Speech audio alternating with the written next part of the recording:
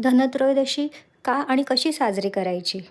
तर आपल्या घरातलं धन याची आज पूजा करतात. त्याप्रमाणे आरोग्य म्हणजे आरोग्य देवता धन्वंतरी यांची पूजा करायची असते.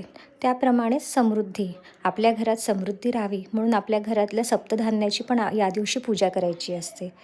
तर ज्याप्रमाणे समुद्रमंथनातून कामधेनू गाय आली होती, त्याप्रमाणेच भगवान धन्वंतरीही अवतरले होते. तर आपल्या घरात धन, आरोग्य आणि समृद्धी यावी यासाठी पूजा करतात. तर साधी सोपी पूजाविधी म्हणजे सर्वात पहिले आपल्या घरातले देव, आपली कुलदेवता आणि स्वामींचा फोटो असेल तर त्यांची पूजा करून घ्यावी. त्यानंतर कुठलीही पूजा करताना आपण गणपतीची सुपारी मांडतो, त्याप्रमाणे या सुपारीची पण हळकुंड, खोबरं, बदाम आणि नाणे यासकट पूजा करावी.